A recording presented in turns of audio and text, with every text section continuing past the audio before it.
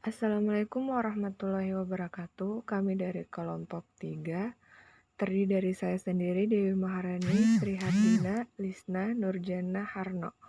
Kali ini kami akan menjelaskan mengenai electromotive force atau gaya gerak listrik. Adapun pokok bahasan yang akan kami jelaskan yaitu yang pertama hukum Ohm, yang kedua gaya gerak listrik, dan yang ketiga gerak EMF. Hukum Ohm. Sebagaimana yang pernah kita pelajari di sekolah dulu, bahwa hukum persamaan Ohm itu ialah V sama dengan I kali R, di mana arus listrik berbanding lurus dengan tegangannya dan berbanding terbalik dengan hambatannya. Namun yang menarik jika kita lihat pada buku yang ditulis oleh Griffith, bahwa ternyata di dalam buku itu dijelaskan hukum Ohm yang sebenarnya itu bukan V sama dengan I kali R, melainkan hukum Ohm yang sebenarnya yaitu J sama dengan konduktivitas dikali F, di mana J adalah rapat arus listrik, F adalah gaya persatuan muatan. Sedangkan V sama dengan I kali R hanya merupakan aplikasi dari hukum Ohm atau penjabaran hukum Ohm. Namun tidak juga dinyatakan salah bahwa orang beranggapan V sama dengan I kali R adalah persamaan hukum Ohm.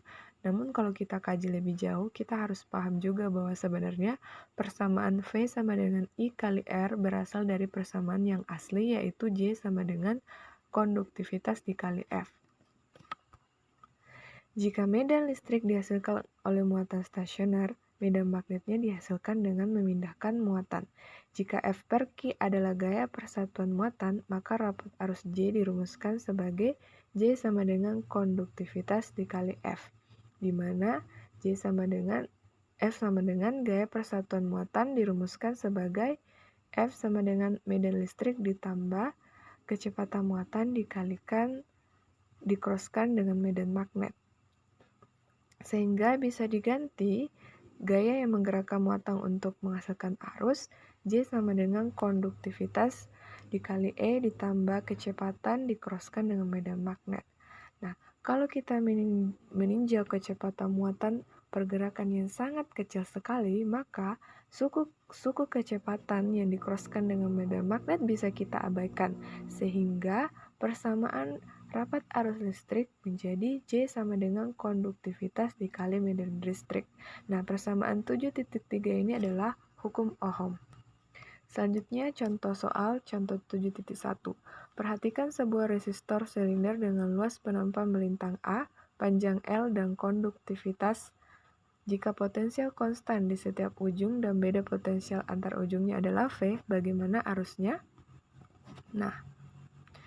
Kita ketahui J sama dengan konduktivitas kali E, di mana J adalah persamaan umumnya I per A, sehingga apabila kita masukkan menjadi I per A sama dengan konduktivitas dikali E.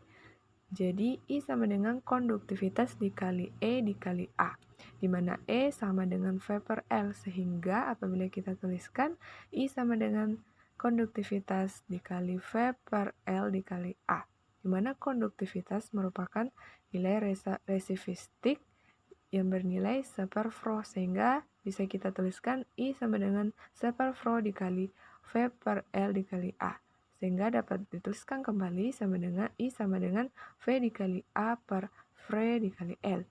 Sebagaimana yang kita ketahui, R merupakan Rho dikali L per A. Maka untuk membaliknya menjadi 1/R sama dengan A dikali A dibagi V Fro dikali L.